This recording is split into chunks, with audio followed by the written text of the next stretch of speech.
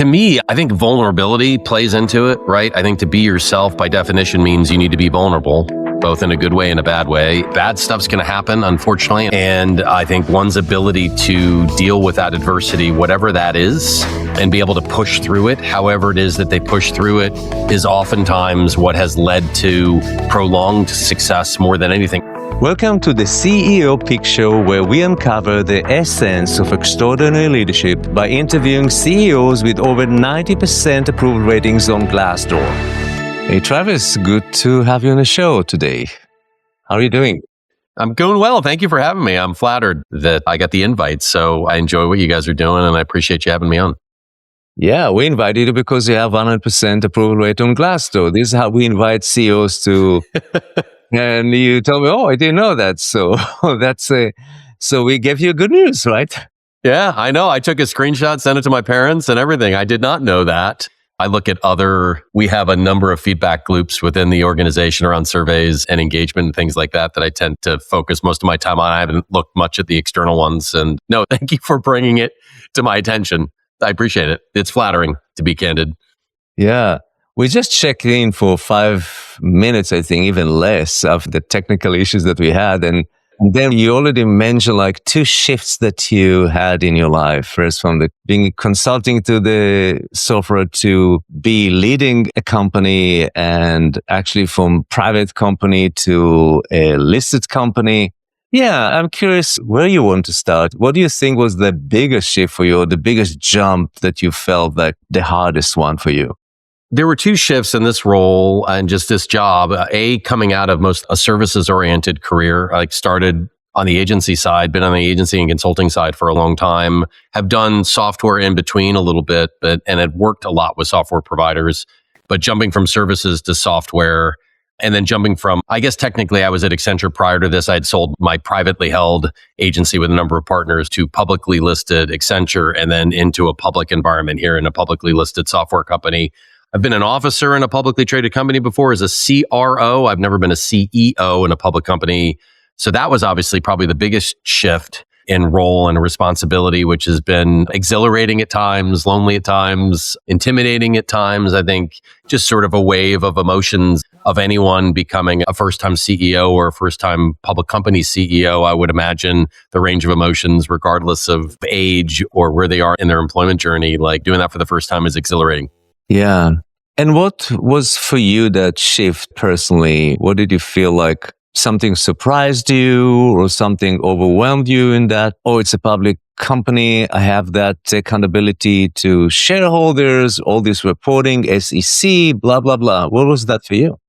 Yeah, I'd experienced a lot of that by proxy in a previous world, being a CRO, although it's a different dynamic. Certainly, I wasn't in earnings calls. I wasn't writing earnings scripts. I wasn't interacting with investors as much as I certainly do now. So that was a shift. I think just generally speaking, I think any new job, regardless of where you are in your career or what it is you're trying to do, regardless of role, you're doing it for the first time. There's certainly a range of emotions. The governance aspect of it, certainly I'd gotten exposure to that in my past. So a lot of that, the regulatory stuff wasn't really a surprise. You're just kind of thrust into it like anything else. You figure it out as you go along. I've had an incredible support mechanism here with an amazingly talented and tenured CFO, which is a big deal. I think as a new CEO coming in, having someone who's been here that you align with culturally and professionally was a big boost. And certainly that's been an advantage. But for the things that you're not as familiar with, you just like anything else, you get familiar with pretty quickly. And, I'm in an age where I know what I'm good at and I know where I have weaknesses and challenges. And I've been able to structure my strengths and align them in ways that map to the role and obviously mitigate risks on any sort of things I'm still coming along with or weaknesses, and just being open to the change and the newness of it, like any other role, just kind of embracing it. And it's exhilarating. And like at the same time, it's a wave of emotions. There are times where I think this role in particular tends to be lonelier than most, just because you're in a position where you're armed with maybe more information than a lot of people, or things that you can't necessarily discuss or share. And it's a job that never sleeps as well. So it's not great. It's not great for a social life, I can tell you that. But I'm at an age now where I'm not terribly entertaining outside of office anyway. So maybe it fits me well. Yeah. What have you noticed about yourself between the two roles, the first CEO role of the agency and the latest one? What have you noticed about what changed in your leadership? Yeah, the context changed, right? Yeah. But what have you noticed about yourself changed, and how do you lead differently? I think I lead similarly. My perspective, I think first and foremost, you got to be authentic to yourself. And I think authentic to whatever your style is. And everyone it's like golf. There's no one perfect way to hit a golf ball. Your body is designed a certain way and your own abilities, and you just try to do it repeatedly. Right. I think it's the same thing with leadership. Like, people lead in different ways. I have my own way of leading. I think it's authentic to me. I would never tell somebody else you should lead the same way I do. If that fits your style and your acumen, then I think great. If it's authentic to you, I think it's important. I think for me, I've tried to do it authentically. I've tried to do it transparently. Some of the most flattering comments I've received are, you don't sound like a traditional CEO, or you don't talk like a traditional CEO. And I don't take that as an insult, in the sense that I'm not maybe classically pedigreed coming out of an Ivy League MBA program.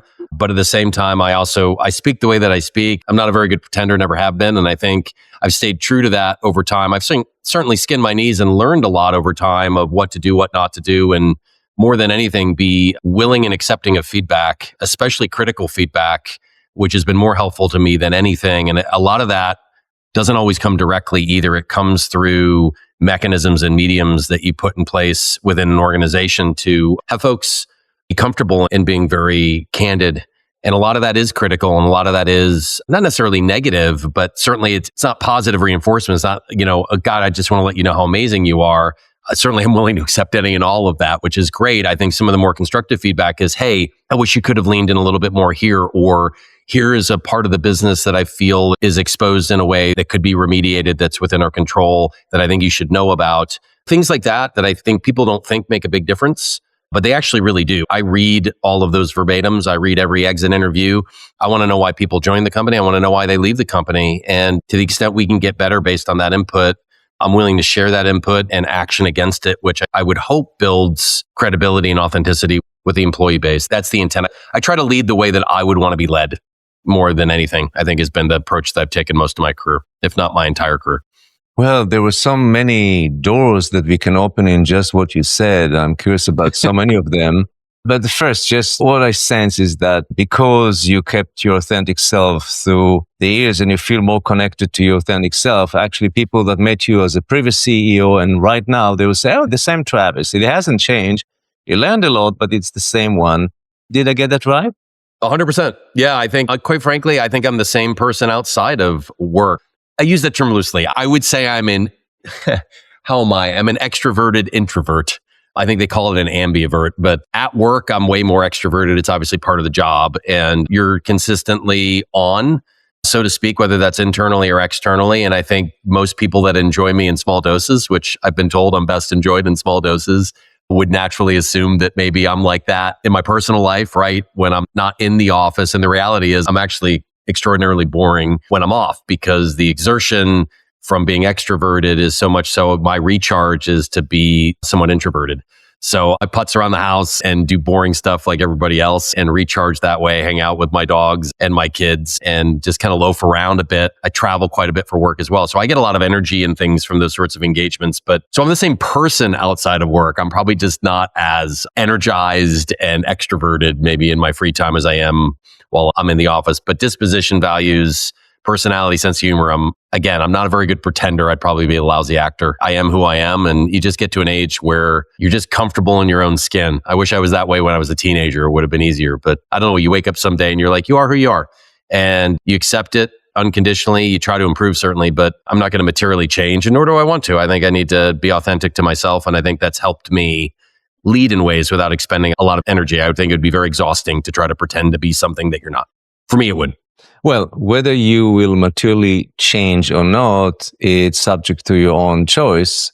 I am in my mid-60s and I am immensely change every single year. I think that people will, including my kids, don't even know because I'm very different. So the decision to, I'm not going to change is like, it's a choice that we have, right? Yeah.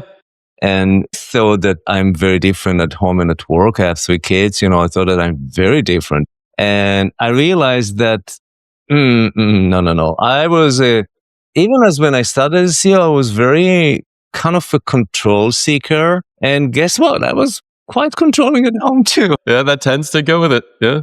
A lot of people tell me, I'm so different at home and at work. And I smile, especially when I coach CEOs and they tell me I'm so different. But I really like to double click on this authenticity, because for you said, hey, of course, yeah, I'm just need to be myself.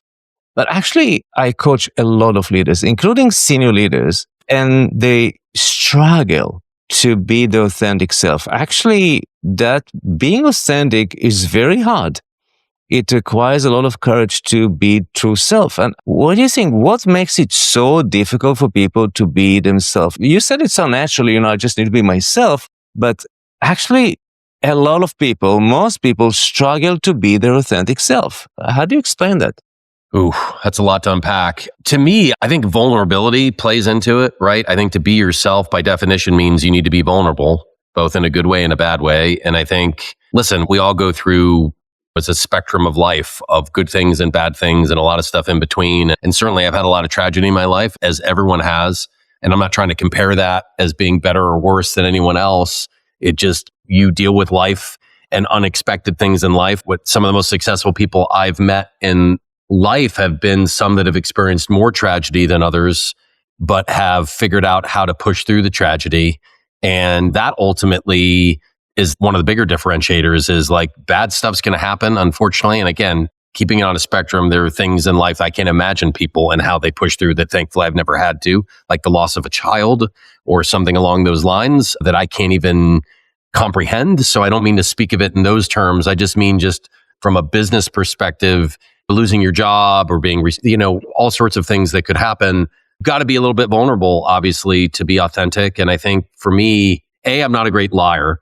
So I don't have the memory to lie. So this whole concoction that I'd be a terrible politician, or I guess I'd be a good one. I just probably wouldn't be elected because I wouldn't necessarily tell people what they want to hear. I would tell them what they need to hear. And I think leadership is similar. It's depending on the type of company you're coming into. I tend to be attracted to turnarounds. If you put me in a well-oiled machine that someone else has built and has run effectively, and you're like, okay, Travis, this is now your machine to run, I think it would actually make me feel more uncomfortable. I think it would be harder for me to be authentic in that role because I didn't build it. I'm there to kind of maintain it, not mess it up. Whereas a lot of jobs I've been attracted to, or they've been attracted to me for whatever reason, tend to be turnarounds. I view myself as more of a change agent, which allows me to bring more impact and I think is more authentic to my disposition and personality. Maybe I'm better at casting myself in those sorts of roles and those jobs. And I think earlier in my career where you don't have as much of a remit and you're more of an IC or an individual contributor, I struggled a lot more younger in my career for a myriad of reasons. Maybe it was maturity. Maybe it was just wanting to do more than what I was capable of or what my remit was. As I've gotten older in my career, obviously you tend to know what you're attracted to, what you're good at, and you tend to just, as used to say, smokers used to find other smokers, where golfers find other golfers and they start talking about it. You kind of figure out pretty quickly, is this something for me? Where a company is, the size, the culture, where they are in their own journey. Is this something that kind of scratches that itch for me? And do I feel like I would return the favor for the company? That becomes a little bit easier, at least for me it has as I've gotten older. And I think being vulnerable in those sorts of roles is you realize that things are not always going to go the way you expect them to. And that's okay. Denying that, people aren't stupid. All of us are flawed. So it's to the extent you can embrace those flaws and embrace the fact that, hey, things aren't necessarily going as well as I would have wanted to at this point in time. That resonates a lot with people as opposed to just constantly feeling like you need to dress things up. No, everything's great. It's going to be amazing. It's okay to admit your faults and where maybe you're failing in certain capacities. I think that resonates with people. I think people find it genuine and more believable. And honestly, it's easier to carry with you because they can see it in your nonverbal communication. They can hear it in the pitch. You know what I'm saying? This isn't prescribed. I don't wake up in mornings and go, geez, a big remembrance. I need to be authentic today. I am who I am and acknowledge the fact that people can see through your bullshit. and just be real, be honest, and be courteous, certainly, but be authentic to who you are, what it is you're trying to do, and where you are in that journey. And that's just, maybe it's not for everyone. I think it's worked for me and it's served me well and doesn't guarantee success, but it guarantees, to your point, authenticity. And to do that, you got to be able to be a little bit vulnerable and be able to, it hurts sometimes when you're not successful. And that's okay. It's okay to hurt, right? It doesn't mean you've defeated, but it's a real reaction to know that you're bothered or frustrated or challenged or what have you. And I think I've always shown it on my face. I'm not a very good gambler, as you can imagine. I really love the connection that you made so naturally between authenticity and vulnerability, because a lot of people ask me, well, what is authenticity? I said, it's vulnerability. And it's very difficult to be vulnerable. So now you explain so beautifully why it's so difficult, actually, why it requires courage to be authentic, because if authentic is to be vulnerable, and vulnerable is like talk openly about your weakness, share your emotions, be like an open, that's what people are afraid of, especially if they don't want others to know their true selves, right? And you also explain so beautifully that people have sensors. They know when people are inauthentic, right? They just sense that so viscerally. They do. I mean, it's funny. You spend half your life or the first third of your life or whatever it is, depending on your age, masking all these insecurities, right? You grow up as a kid spending your entire energy of like trying to get people not to pay attention to the thing that you're most insecure about. And then you kind of find your sea legs a little bit. And then as you get older, you're sort of like, okay, it's not, I mean, I tell people this all the time about like managing people. I think one's ability to manage, everyone thinks they're going to be a great people manager. Like I meet very few people that grow up in business that are like, I'm going to be terrible at managing people. I just want to be an individual contributor. Most people are like, I can't wait to manage people. I can teach them. They can learn from me. I can have them do things. I think most people are naturally not great at managing people. I think it's really hard to manage people. And quite frankly, I don't think I'm great at managing people naturally. I have to work at it. And even after working at it, I would say I'm still average, where I have colleagues and people I've worked with that I admire a great deal that are amazing people managers. Just like when you first have kids and you watch like for me, other dads playing with little kids or playing with other people's little kids, that's an even better barometer. Like, and you're just like, gosh, that's so easy for them. Like, I like hang out with somebody else's kid and I'm like, I don't even know what to say to you. Like, all of a sudden you freeze up, even though I've had my own children. Like, that's not natural for me. And we all have friends and colleagues or family members that are just like, oh my gosh, they're amazingly paternal or maternal or whatever it is. Same thing with people management. Everyone thinks they're going to be good at it. They realize it's actually, to be good at it is really hard. A, you need to have some innate capabilities. And B, it's really hard to be effective at it at scale. I think it's one of those characteristics that most people aren't honest with themselves about, because by definition, to move up in business traditionally, oftentimes the barometer is how big is your org? How big is your group? How many people do you manage? How many people sit underneath you? And so people feel like, gosh, I've got to have a lot of people underneath me to move up, without recognizing the fact, like, how effective are you as a leader, as a manager? And what could you or should you be working on to be better at it? Because most employees are not comfortable in sharing negative feedback to their boss on how to be better, right? Without fear of ramification or hurting somebody's feeling. I mean, this gets into a whole nother argument. There's methodologies and frameworks out there that I think the best ones are ones that collect this in a 360 degree, and people embracing the fact that feedback is actually a gift. It's not a forum by which to make people feel bad about themselves. It's actually to give them the substance to be better. As long as it's done diplomatically and respectfully, and in certain cases, predictably, where you're expecting this feedback annually, I think it could be incredibly effective. Some of the best friends I have in life are ones that are willing to tell me that I'm lousy at certain things. And that's more beneficial. I've learned way more from failing than success. So how do you do that in an ongoing capacity to make you better? I think that's tough for people. It's a hard thing to hear if you're not used to embracing it for the reason it should be embraced. And we will circle back to that feedback. Just thinking about what you mentioned earlier about masking. It felt for me that I had two jobs for a long time. One is the job that I had, and the other job is like to mask all my insecurities. So it was very difficult to have two jobs at the same time. So just kind of reflecting on what you said earlier about that masking as a second job that most people bring to, which contradicts being authentic and being vulnerable, because there's so much tension between the need to mask and actually being authentic. And It is a lot of, it's hard. I mean, we're all in situations like think of getting dragged to some like dinner outing, whether it's personally or professionally, and you're needing to make small talk for long periods of time with people you don't know, or maybe you don't have a connection to. It is exhausting. To do it authentically is really exhausting because it may not be your natural motion. And it's very surfacey on top of it. So it's not a lot of substance. It's just a lot of like velocity that isn't necessarily natural for a lot of people. And as a result, you leave those environments exhausted. It's the same thing to your point. If you're having to spend a lot of energy and time masking your own insecurities, that in and of itself is a full-time job of making sure nobody knows that I'm insecure about X, Y, and Z, or I've got weaknesses here. Generally speaking, you're around enough, people already know what those weaknesses are. People are more astute than you think. Just like your kids are more astute. Like when they're younger, they're like, they don't recognize any of those things. As your kids get older, they tell you stuff. You're like, you knew that at 12? Yes, I knew that at 12. But when they were 12, you had no idea that they knew that. So it's no different as we become fully grown up. Like people are smarter than you think. They're more astute than you think. To think that you're fooling anyone, maybe you can do that in small bits and spurts. I think it's really hard to do that at scale. And why would you want to? I mean, I don't have the energy for that personally.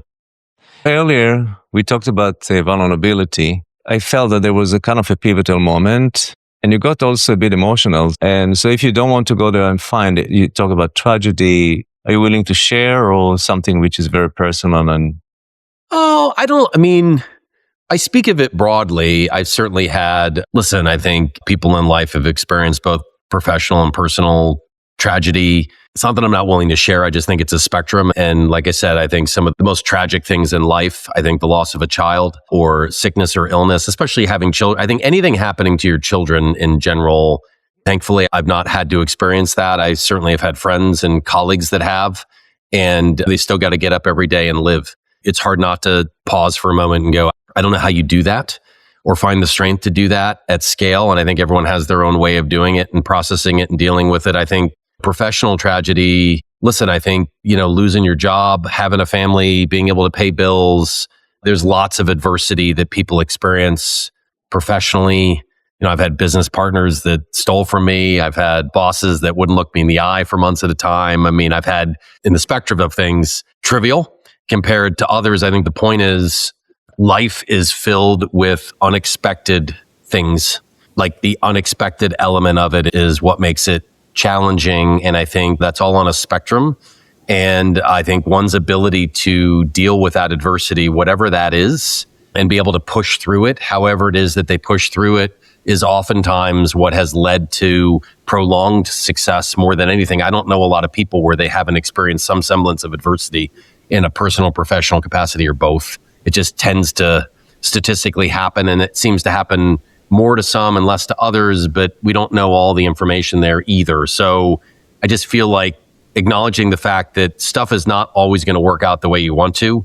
You will experience pain, and you will experience profound sadness and loneliness and all these other emotions that we as humans experience professionally and personally. And you've got to figure out how to process that and push through it. And at the same time, empathize with others that you work with or work for you are going through the same thing at times, and being able to lead and adjust accordingly. At the end of the day, we're all human. Yeah, we have a common goal, and obviously running businesses or running departments or contributing individually or whatnot, but trying to do that with some semblance of connective tissue with people and building. I mean, some of my closest friends in the world are folks that I've worked with or I met through work. We spend a lot of time here, so it's like if you're going to spend that much time doing something, you like to do it with people that you can learn from, that you respect, that you trust, that you can be vulnerable around to a certain extent, and create some semblance of harmony where it's not uncommon to bring folks back at future endeavors that you've worked with in the past under different circumstances. Is some of the more rewarding experiences I've had in life, in professional life, is reuniting with folks that I had positive experiences with 15 years ago, that all of a sudden you have an opportunity to work with again, has been some of the more energizing experiences I've been fortunate enough to have. You differentiated between the adversities and tragedies because really professional life tragedies, I don't think that it's never a tragedy. It can be adversities, but personal life, losing it is interesting. In this season, I had a CEO that the first phrase after clicking record, they say, what was pivotal to your leadership? My daughter committed a suicide. Ugh. And I okay, now we're starting the episode with that space. So definitely such kind of events create pivotal moments, including professional adversities. But many times, actually, it's early life traumas or even mini traumas that people face from sexual abuse. You never know. And it's like when you reframe like what's wrong with them to what happened to them, you come to what you felt earlier. You mentioned about being empathic, and I love that phrase, connective tissue.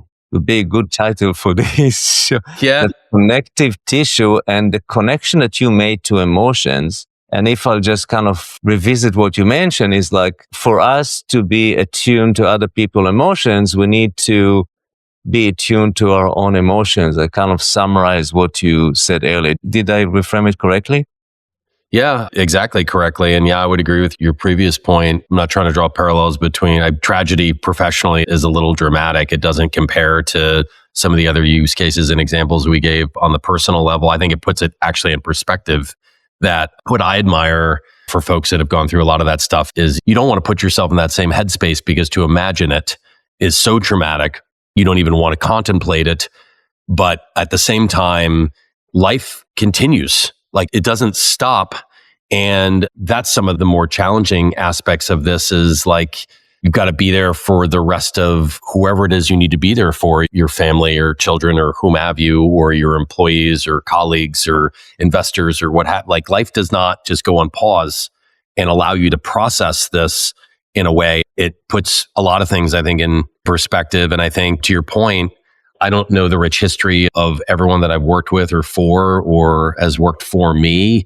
I think you try to create a forum and a medium by which they feel as comfortable as possible to provide that feedback and feel safe in operating to whatever's authentic to them. And I think everybody's different. I think trying to be cognizant of the fact that people have their own stuff that they're processing, whatever that stuff is, and it may be impacting things for different reasons, and just being respectful of that and understanding. And I think communicating what expectations are too. I think I have this conversation a lot internally around performance and expectations. I find accountability to be liberating, right? To know what you're being held accountable for is the most liberating thing you can have in business. To have ambiguity towards that is the most frustrating thing in business. To not know how you're being measured, I think creates some of the most dramatic amounts of angst and counterproductive behavior there is out there. People start thrashing because they don't know how it is they're going to be measured. And then you start seeing a lot of this like high school oriented behavior where it's like, well, it's about being liked, or it's about politicking, or it's about weird Game of Thrones type politics and things like that. Just I find to be deleterious to business. But it stems from either an environment where people don't feel comfortable communicating and providing feedback, or there's not enough articulation and specificity around how people are being measured. And as a result of that, it's an unintentional impact that can be wildly destructive on a myriad of levels.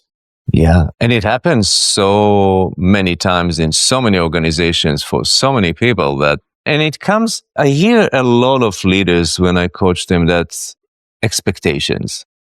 And expectation leads to that ambiguity that you just measure, because expectation is something in my head. I expect. My parents always expected me. So they had a lot of expectation, but I never committed to any of those expectations. So they always frustrated and held me accountable for expectations. Are you kidding me? Yeah. And so a lot of people expectation of job description. So the question, how do you remove that ambiguity and shift? Because something needs to happen before accountability that will nail that clarity about what they're accountable. What is the mechanism that you have, or how do you name that process? It's interesting. We're kind of going through a lot of this right now in my current gig, where we're coming out of an environment where there was some performance management mechanisms, but it wasn't very granular. It wasn't viewed. I don't mean this as a critique of former leadership that aren't here to defend themselves. It would be conjecture. My impression of it coming in was it was a helpful tool, but was not built in from a methodology perspective that it was used as an objective barometer and framework by which would create a consistent feedback loop with it. It wasn't viewed as strategic. As strategic recurring capability of the business and operating function, I think you've got to commit to it. I mean, I come out of services where the business is by definition people. So I've got a different perspective here. We're in a services business where every single hour is spent by people. People are your product. So maintaining and acquiring human capital is essential to the business. That defines the quality and the growth and the capability and the scale. So you find some of the best performance management frameworks to come out of service-oriented businesses, in my opinion, because people are the business and the product. So having a framework by which you're going to measure people against, having it stitched into the fabric. I mean, it's a lot of work. Like I ran an agency a number of years ago where we did this twice a year, which is a lot. Like if you're doing it correctly, with AI now, it certainly speeds things up a lot more than it did in the past. But if you're doing this legit twice a year and you're performance reviewing every single purpose person in the org, this is days, if not weeks of work annually. It's expensive. But the thesis there is if you do it right, the cost of not being able to retain and attract top talent far exceeds the cost that you would spend in doing this. But getting that framework right, I often find like 360 is super helpful. Like I like peer reviews.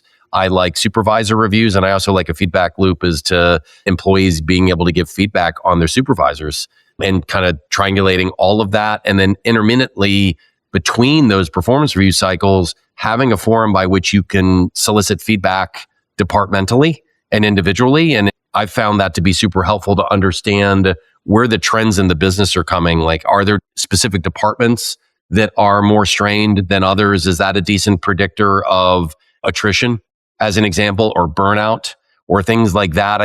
Little things we can do that aren't terribly intrusive that I just think, especially in a highly distributed organization, especially with all the complexity in business today, with hybrid work environments and things like that, you've got to have these little mechanisms by which to use as a barometer to measure these things. But I think embracing the fact that performance is super important. And with that, how are we conveying expectations on those individuals and those teams? And it starts with the broader strategy that cascades down, in my opinion, to senior leadership and down to management, and then down departmentally as to the strategy is X. And I'm overly simplifying it here.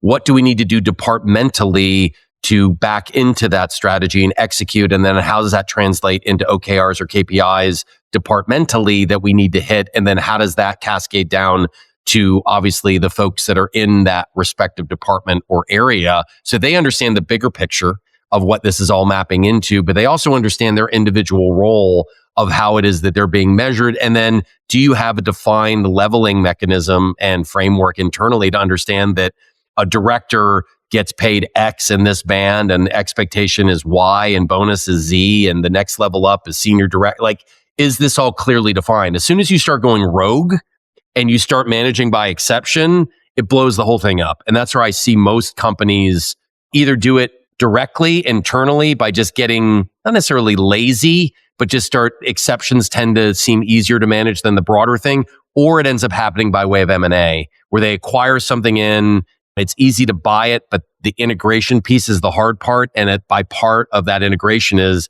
how do you ingest it into a framework that you already have defined? And that might create some uncomfortable conversations. But if you don't do it then, all you're doing is creating another exception and something, you're just kicking the can down the road. Sooner or later, you're going to have to level that.